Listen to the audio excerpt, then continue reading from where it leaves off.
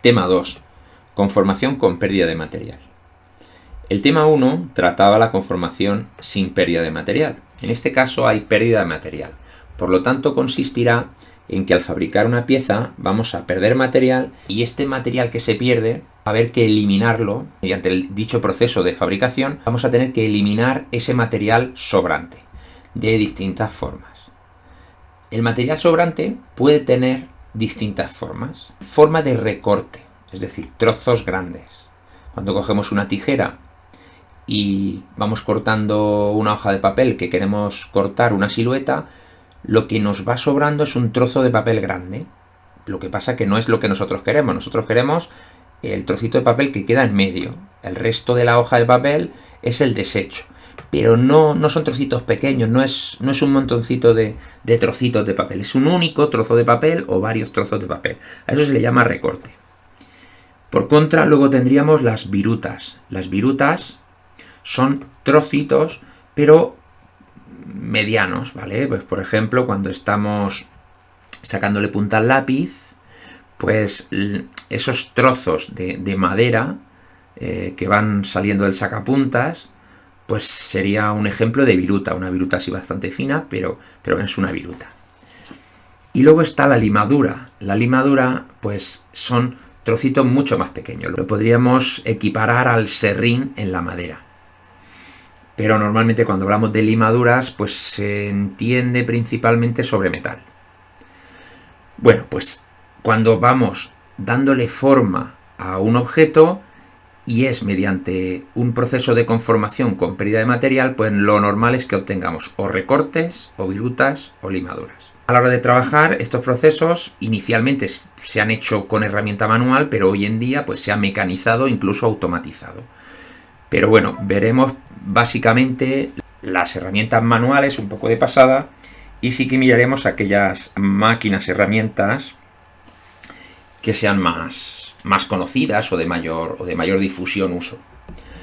Los procedimientos de separación o corte, porque estamos hablando de que al perder material tenemos que separar ese material o cortar ese material, pues lo vamos a clasificar según la base por la cual conseguimos separar ese material. Y puede ser que lo hagamos mecánicamente, aplicando alguna fuerza, o sea que separación mecánica, por calor o por separación química. Más difundido pues es la separación mecánica. Entonces, dentro del grupo de separación mecánica vamos a ver un subgrupo que sería separación mecánica sin arranque de viruta. Es decir, estaríamos hablando de que vamos a producir recortes, no vamos a obtener trocitos pequeños de material, sino que vamos a separarlo. El primero sería el corte. Pues el corte se suele realizar sobre materiales blandos, normalmente de pequeño espesor, y una herramienta de las que más se usa en el corte es el cúter. Aquí hay un ejemplo en el cual hay un cúter, hay una lámina de cartón, de tela, de papel, en el que se dibuja la pieza y se procede a cortar con el cúter, obteniendo por un lado la pieza que queremos y por otro lado pues el recorte, que es el trozo de material que ya no nos sirve. Puede ser que lo aprovechemos para cortar más piezas y si no pues se desecha, se recicla o lo que tenga que pasar. Otro sistema o proceso de fabricación muy similar al corte es la cizalladura, porque realmente es un tipo de corte. Es un método de corte, pero en el cual la herramienta tiene dos cuchillas que se desplazan en direcciones diferentes. Y estas dos cuchillas puede ser que impacten una contra la otra o normalmente lo que harán es pasar una rozando al lado de la otra. Es lo habitual, aunque no siempre es así. Entonces, ejemplos. El corte con tijera. Cuando decimos cortar o corte, realmente estamos cizallando. La tijera es una cizalla. Lo que pasa es que es un proceso manual. Tiene dos cuchillas, una pasa al lado de la otra y el material se corta justo por la línea por el eje que marcan en la unión de las dos cuchillas. La guillotina es un elemento muy similar a la tijera, solo que una de las dos cuchillas está quieta y es la otra cuchilla la que baja en dirección opuesta a la que permanece quieta. Estas guillotinas, estamos acostumbrados a ver guillotinas que cortan papel cuando, por ejemplo, queremos convertir una 4 en una 5, partirlo por la mitad, pues en una copistería donde tenga una fotocopiadora, donde tienen que, en conserjería de los institutos, pues cogen su guillotina y cortan el papel por la mitad. También hay guillotinas que son capaces de cortar chapa metálica, y en empresas que se dedican a fabricar piezas, pues a veces el primer paso consiste en coger una chapa y cortarla a una determinada medida, y eso lo hacen con guillotinas industriales. Luego están las máquinas de troquelar. Estas las vamos a ver con detalle en qué consiste el troquelado. Bueno, como el troquelado o punzonado dice que consiste en separar de una pieza delgada, de una lámina, que puede ser de metal, de plástico, de cuero, de papel, separar una porción de material con una forma determinada mediante un golpe de prensa, mediante un impacto. ¿Vale? Una troqueladora que posiblemente hayamos visto, o incluso a veces puede ser que la hayamos usado, es la que hace los agujeros en los folios. Cuando tú tienes un folio y lo quieres poner en un bloc, hay una herramienta que mediante un golpe con la mano, una presión, sale un punzón cilíndrico, un cilindro que atraviesa la hoja, generando pues dos agujeros, un agujero o 4 agujeros directamente, para que luego el folio se pueda poner en el bloc. Esto es una troqueladora de papel. Luego hay troqueladoras de papel que hacen formas como mariposas, pececitos, es decir, hay para troquelar papel, para decoración, hay. Ahora bien, cuando estamos hablando aquí del troquelado, estamos hablando en plan industrial, fabricación de objetos, y entonces ya no es la fuerza de la mano la que realiza el empuje sobre el troquel, sino que es una prensa hidráulica. Es una prensa que ejerce una gran presión. Entonces, aquí vamos a ver un troquel en el cual tenemos una matriz con unos agujeros y el troquel con unos punzones.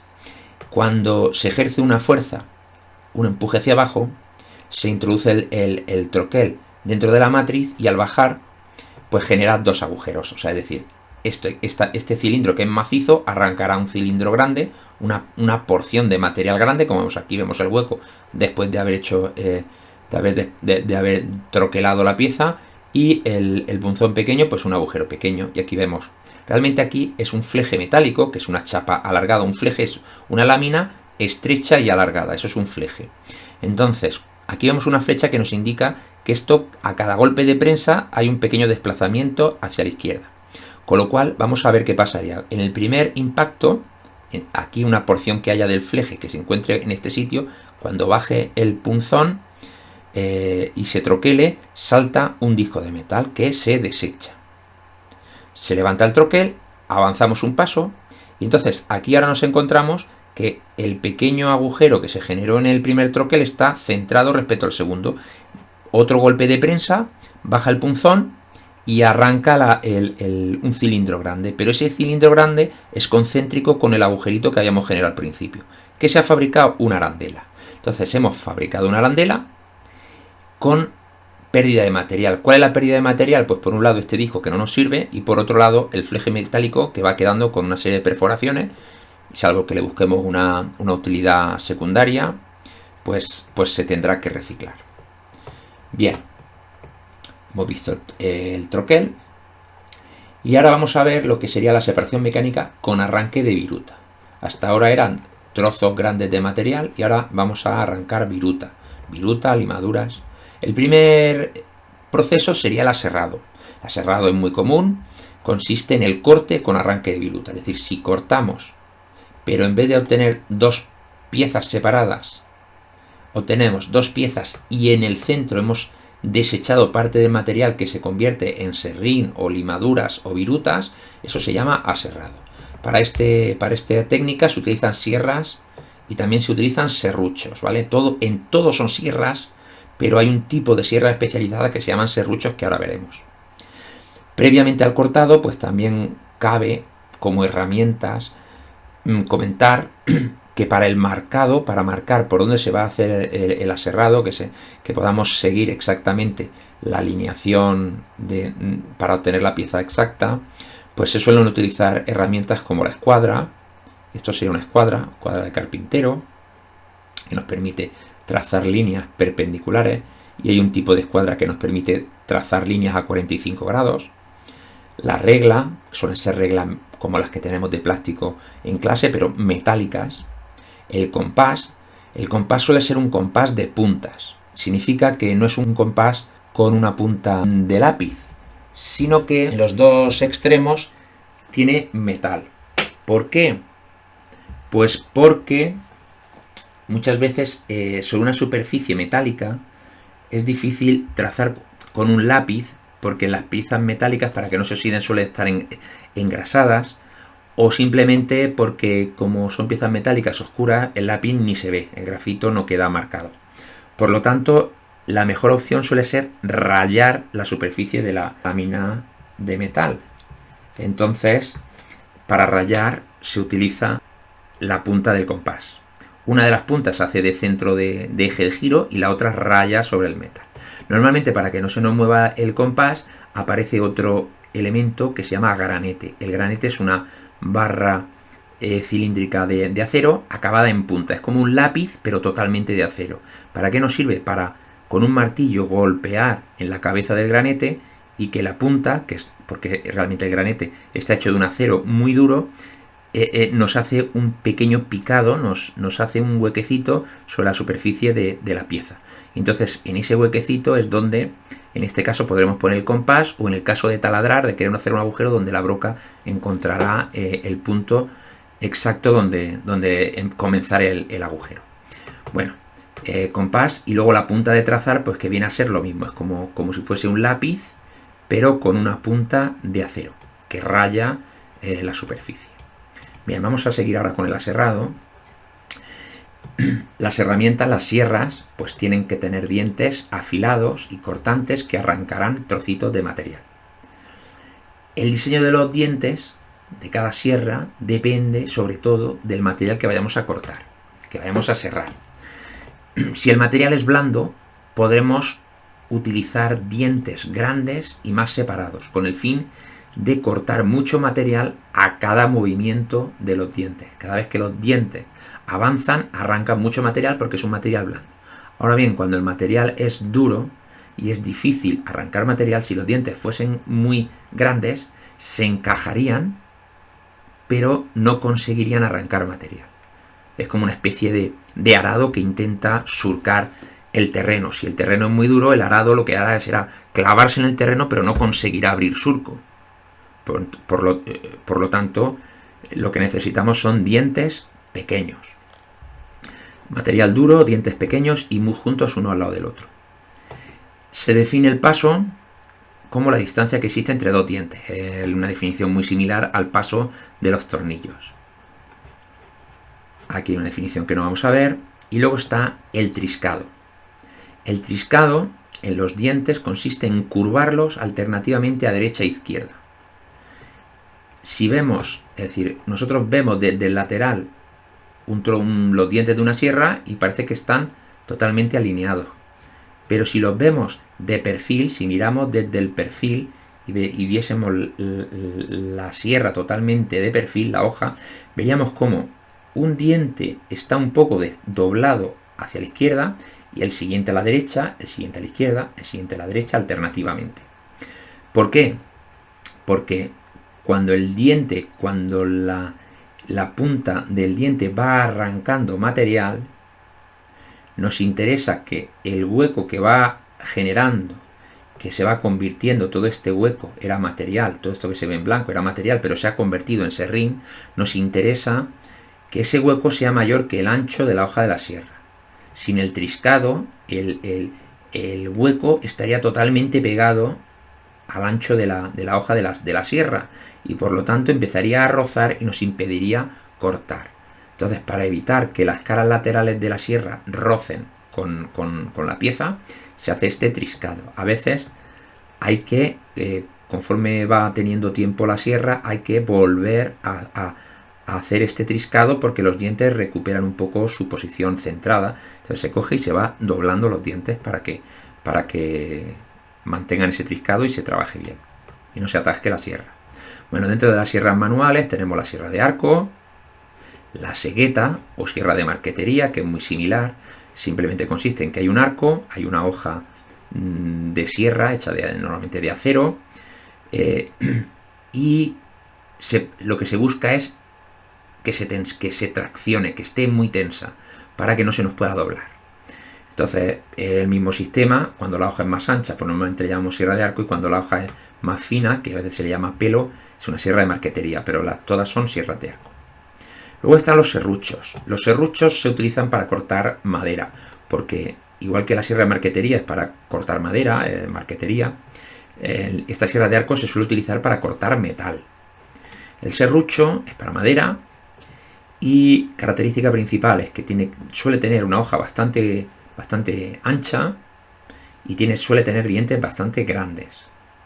Grandes porque el material es blando, la madera es mucho más blanda que el metal, y ancha porque normalmente cuando se trabaja con madera se trabaja con piezas grandes y si fuese una hoja pequeña necesitaríamos una sierra de arco, y la sierra de arco, el problema que tiene es que una vez el arco llega hasta la pieza, si la pieza es muy profunda ya no puede cortar más, mientras que el serrucho da igual lo alto o grande que sea la pieza, la sierra va a seguir cortando porque no tiene ningún impedimento. Con el serrucho de costilla, sí, aquí sí que va a haber un impedimento, pero bueno, hay bastante altura de corte. Entonces tenemos el serrucho ordinario, que es un poco flexible, y cuando queremos que no se nos doble nada la sierra y que sea un corte muy recto, utilizamos el serrucho de costilla con el problema de que la máxima altura o profundidad de corte va a ser desde los dientes hasta llegar a la costilla. Luego tenemos, aparte de las sierras manuales, tenemos sierras eléctricas o también con motor de gasolina. Es decir, por ejemplo, tenemos las sierras mecánicas para talar árboles o para cortar ramas, que suelen ir con motor de gasolina. Y las sierras eléctricas, pues que suelen, hoy en día sí que hay baterías que hacen que sean portátiles, pero normalmente pues son eléctricas conectadas a la red eléctrica y suelen estar en industria, o las suelen utilizar los albañiles, carpinteros, etc.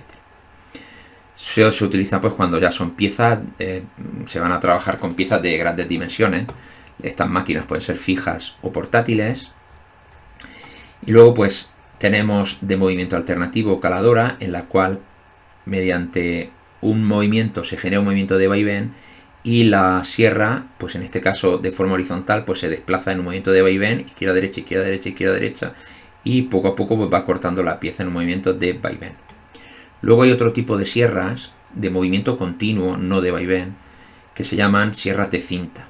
Lo que tienen es dos especies de poleas, una polea motriz que va al motor y otra que simplemente pues acompaña al giro, y en vez de tener una correa, el efecto de la correa es un fleje metálico que una de las caras tiene dientes, es decir, es la sierra. Entonces, cuando la sierra, ese fleje metálico, esa cinta, está bajando, los dientes contactan con la pieza y la cortan, la están cortando. Cuando suben no trabajan, cuando bajan sí que cortan. Entonces nosotros vemos como no paran de bajar dientes por aquí, que van poco a poco arañando y cortando la pieza. Luego hay otras sierras también muy comunes que son de movimiento circular. Hay un disco con dientes en todo su perímetro, como si fuera una especie de engranaje, pero en vez de dientes tiene dientes de sierra. Y conforme va girando, pues corta un material. Pues se baja y en cuanto contacta con la pieza, pues la corta. Siguiente proceso, el limado. El limado, pues es una operación que da forma a una pieza mediante el desprendimiento de material en forma de limaduras, ya no de virutas, sino de limaduras, de trocitos muy pequeños. ¿Qué herramientas tenemos para limar? La lima y la escofina. ¿Qué son? En común estos dos es una barra de acero templado Templado significa que buscamos que sea con una superficie muy dura, para que al arañar otra superficie sea más dura y arranque trocitos del otro material, no se desgaste la lima o la escofina. Tiene que tener una superficie estriada, tiene que tener una especie de pequeñas picaduras vamos, que sea capaz de arañar y arrancar material. A la hora de clasificarlos, tanto unas como otras, se van a clasificar por el tamaño. Normalmente la longitud del cuerpo, es decir, la distancia que hay de aquí hasta aquí. Hay limas y escofinas muy grandes y otras más pequeñitas, según para qué sea el trabajo. Por otro lado, la forma. Dentro de la forma, que sería la sección transversal, pues tenemos la plana, que sería la habitual, la cuadrada, triangular, de media caña o redonda. Esta que vemos aquí, vemos una cara plana, esto es una escofina, pues podría ser o plana o de media caña. Normalmente las escofinas son de media caña. También, según el tipo de picado, que es la rugosidad, si es más rugoso o menos rugoso, tenemos que ese picado puede ser sencillo o doble. Aquí vemos un picado sencillo, una lima con un picado sencillo, y aquí una lima con un picado doble, es decir, se le han hecho estrías en una dirección, pero también en la contraria. Esta es la habitual para metal. Y luego tenemos las escofinas, que son de grano mucho más vasto. Se ha estriado tanto que ha quedado separado. O sea, no se ven como cuadraditos, sino se ven como picos, ¿vale? Si ese grano es muy vasto, son escofinas y se emplea normalmente para madera, y si son de grano fino, pues son lima, y normalmente para metales o para madera muy dura o para el acabado final de alguna pieza de madera. Se trabaja el proceso de limado. Lo primero sería sujetar la pieza que vamos a limar.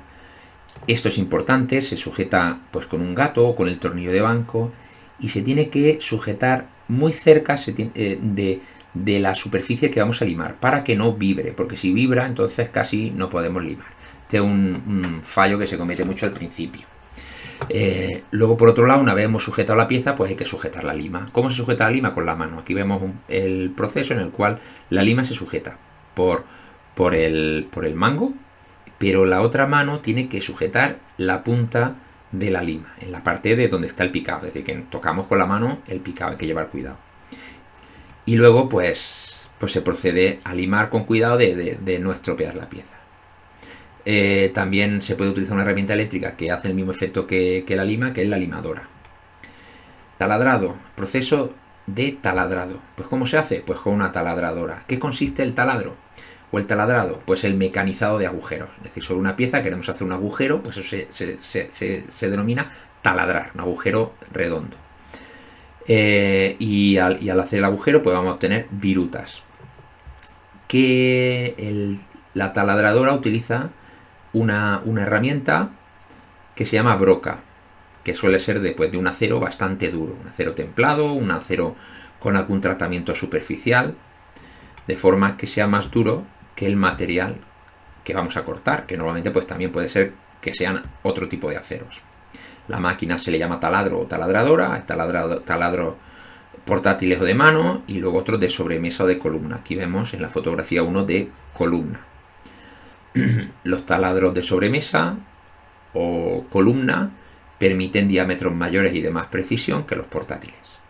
Las brocas suelen ser helicoidales, tienen varias partes que no vamos a detenernos, ¿vale? Pero lo importante es que en la punta suele tener una cierta inclinación. Entonces, ¿cómo se elige la broca? Pues según el agujero que vayamos a hacer, pues tenemos que elegir un tamaño que sea un poquito menor que el agujero, porque la broca va a hacer un agujero un pelín mayor que el propio diámetro de la broca. Muy poco, pero un poquito más. Entonces, el agujero tendrá que ser de un diámetro un poco superior al diámetro de la broca. Por otro lado, según el material que vayamos a taladrar, que vayamos a agujerear, pues necesitaremos que la punta de la broca tenga mayor ángulo, mayor dureza de material a taladrar, mayor ángulo que tiene que tener la broca. El afilado de la punta dependerá de qué forma, ya no solo el ángulo, sino la propia forma que tiene, depende del material. Normalmente los materiales que más se suelen taladrar son madera, acero o materiales pétreos, es decir, hacer un agujero en una pared. Si queremos taladrar o perforar madera, pues tenía una punta muy afilada, a pesar de que sea blando, que marca el camino, marca una guía y luego el ángulo ya es mucho más pequeño. Las de pared, pues en la punta se les pone un material muy abrasivo, normalmente un carburo metálico, un material muy duro, que se pone ahí independiente del propio material de la broca.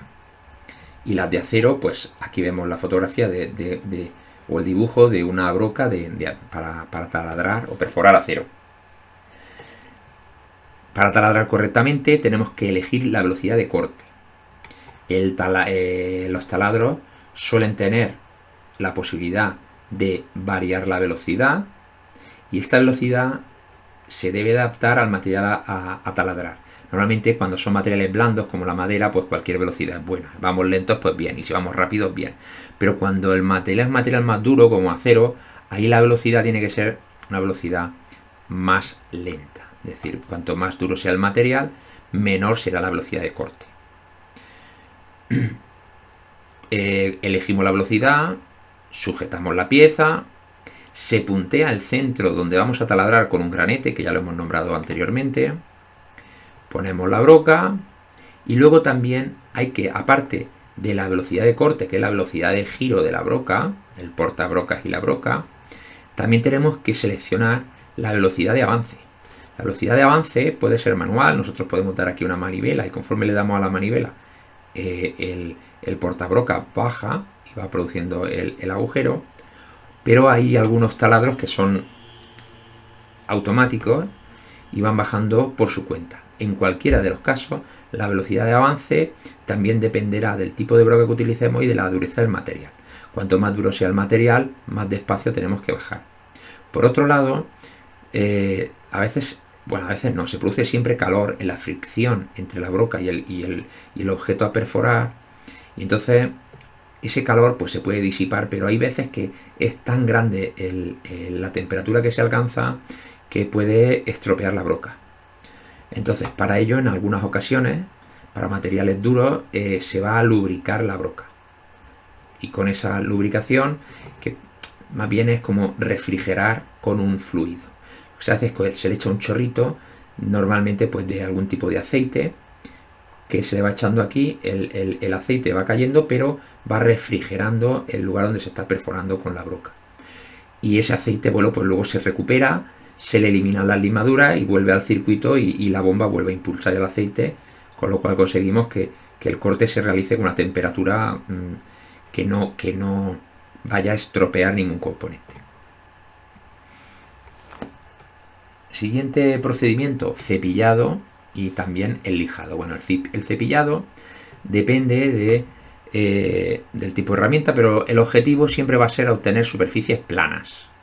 Entonces, aquí vemos una imagen de una cepilladora mecánica, en la cual un tablón la vamos a pasar, en este caso va de izquierda a derecha, aquí lo vemos de perfil, entonces tiene un cilindro con unas cuchillas que va girando, y por lo tanto cuando se acerque ahí la madera, pues va a ir eliminando madera, aquí lo vemos. La madera tiene un grosor inicial y termina con un grosor mucho menor. En este caso, esta mesa, la mesa de entrada y la mesa de salida de la cepilladora, esta mesa se puede subir y bajar según la flecha. Cuanto más lo subamos, más se igualará con la de salida y menos material vamos a arrancar. En cualquier caso, lo que sí que va a producirse es que el tablón entra con un grosor, sale con un grosor menor, pero sale con la cara inferior totalmente plana, ¿vale? Es que el objetivo del cepillado, tener la cara de abajo totalmente plana. Si lo que queremos es tener las dos caras totalmente planas, pues normalmente en la cara superior se utiliza se realiza lo que se llama el regrueso o regruesado, y en la cara inferior el cepillado. Antiguamente, cuando no existían esta cepilladora mecánica, se utilizaba esta herramienta que es un cepillo, o también se le llama garlopa, si es pequeño se le puede llamar garlopín, que lo que lleva abajo es una cuchilla y se pasaba sobre la superficie arrancando pequeñas virutas, como una especie de sacapuntas plano.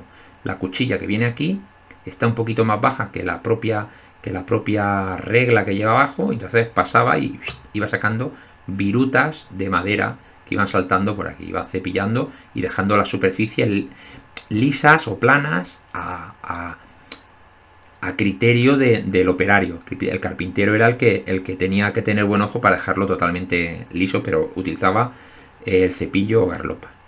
Bueno, seguimos.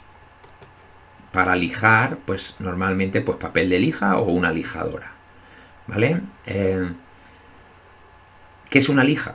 Pues una lija es un papel al que se le han pegado granos de cuarzo. ¿Por qué de cuarzo? Porque es un material muy duro y es muy abrasivo. Esos granos de cuarzo tienen aristas, entonces es muy duro y esas aristas van rascando la superficie. Bueno, lo que hace un papel de lija. La lijadora lo que hace es colocar el papel de lija por la parte de abajo de la lijadora y hacer un movimiento de vaivén o oscilatorio. Entonces lo que hace es que ese elemento abrasivo va rebajando o alisando cualquier superficie. El papel de lija se clasifica según números, del 0 al 6, el 0 grano grueso, 6 grano muy fino. Luego hay otras clasificaciones, pero esta es la principal. Pasamos al siguiente procedimiento, que sería el torneado. El torneado se realiza con una herramienta que se llama torno, según lo que se vaya a hacer. Este torno puede ser más complejo, más sencillo. Hay unos tornos que para cerámica, que se llaman tornos de alfarero, cuyo objetivo es hacer girar una masa de barro para poder moldear pues cuencos, jarrones, etc. El torno hace lo mismo. El torno es una herramienta que permite fabricar piezas de revolución. En el caso que vemos aquí, normalmente pues son tornos que están situados horizontalmente. Aquí vemos un torno, y sobre esto lo vamos a explicar porque veremos cuáles son las piezas de revolución que se van a fabricar, que ya nos explica que son piezas cuya sección transversal tiene forma circular. El torno tiene una bancada que va sujeta al suelo. Sobre esta bancada, que no se mueve, va lo que se llamaría el cabezal fijo, que es esta parte de aquí. Esta parte de aquí tampoco se va a mover, siempre está encima de la misma posición sobre la bancada. Y dentro lleva lo que sería el elemento G, que es el plato en el cual se va a fijar la barra de material a la que se le va a dar forma cilíndrica. Entonces, ese plato va a estar girando en todo momento, cuando nosotros queramos. Ahí hay un motor que lo va a hacer girar. Luego tenemos otro cabezal, este de aquí, que se llama cabezal móvil, que lo vamos a poder desplazar a izquierda a derecha, y el objetivo es que cuando nosotros coloquemos aquí una pieza, la vamos a sujetar desde la izquierda, pero también la tenemos que sujetar desde la derecha. Y por lo tanto, el cabezal móvil lo vamos a ir moviendo tanto a la izquierda como sea necesario para sujetar por los dos extremos la pieza y que no se pueda caer.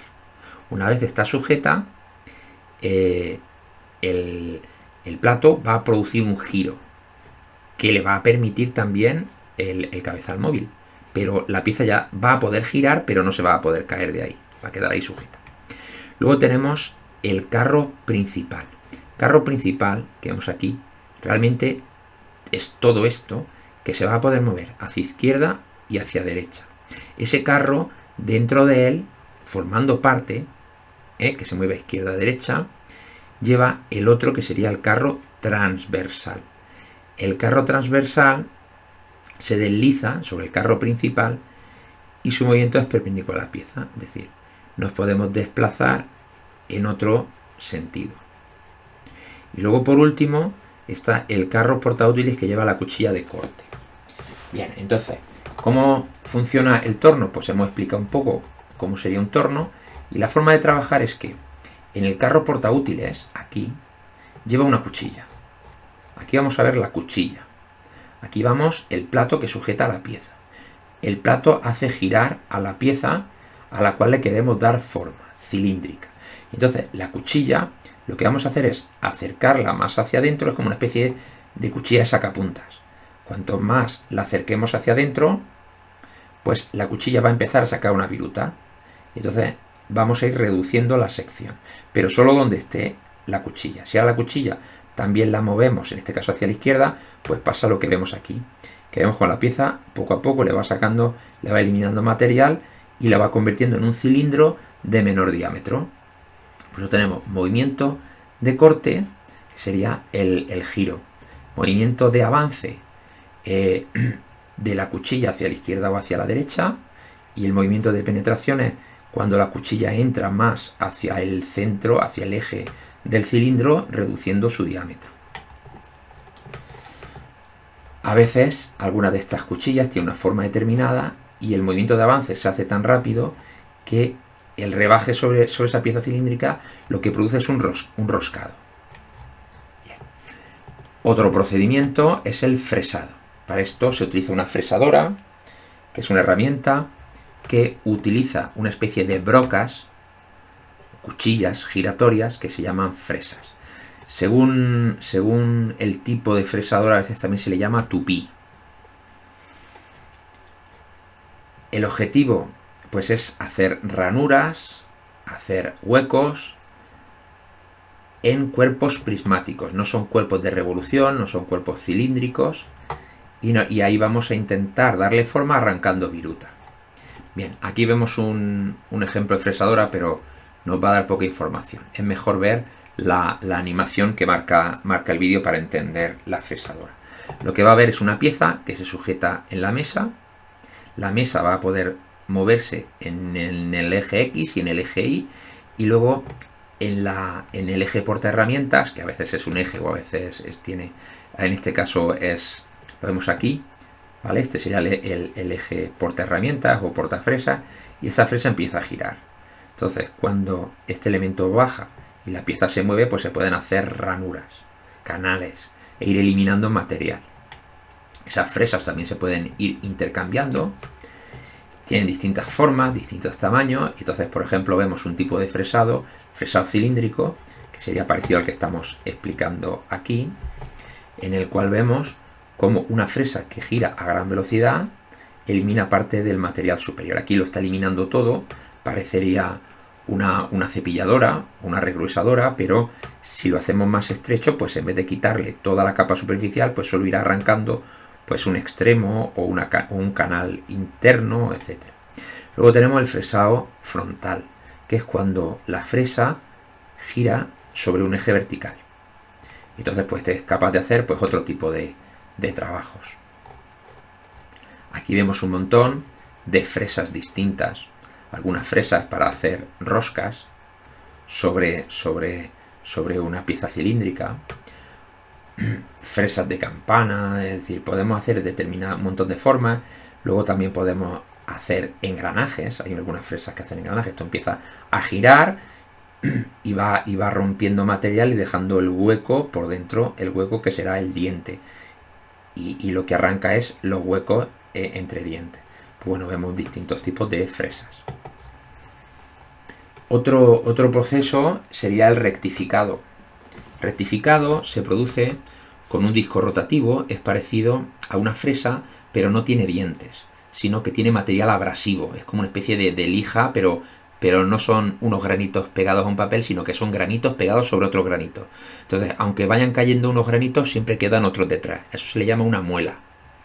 Entonces, esas muelas, aquí vemos algunos ejemplos de muelas con ejes, se sujetan a la rectificadora, y lo que se hace normalmente es acabar o superficies planas o cilíndricas que ya están mecanizadas de antes, y entonces realmente lo que se le quita es un poquito de esa diferencia de menos de 1 milímetro que hay entre la pieza original, la que se ha conseguido con un torno o con una fresadora, al objetivo de tener una precisión muy grande. Entonces estamos hablando de centésimas de milímetro de material que se arranca con la rectificadora, es decir, muy poco.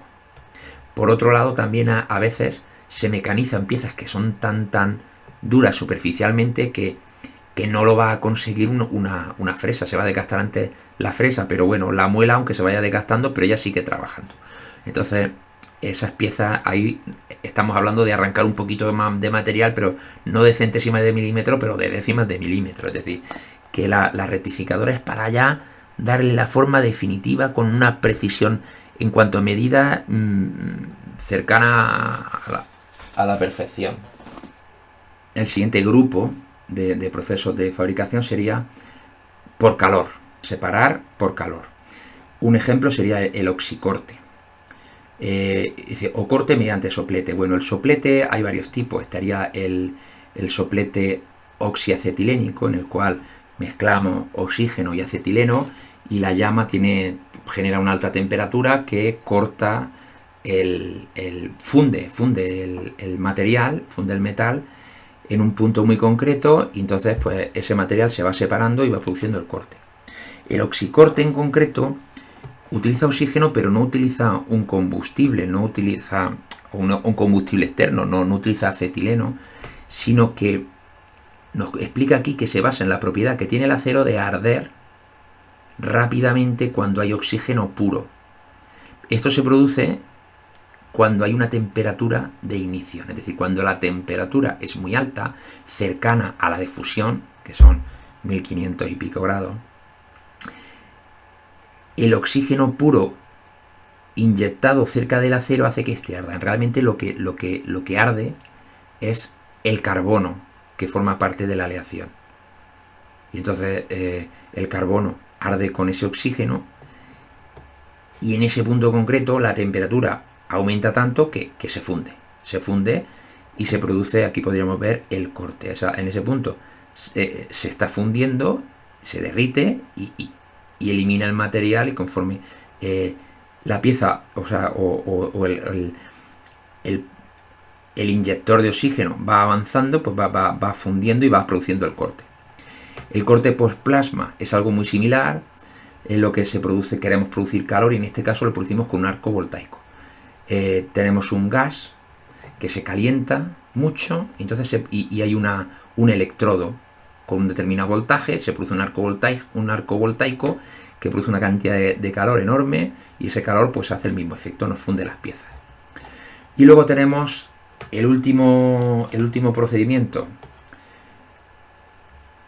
que sería la separación química.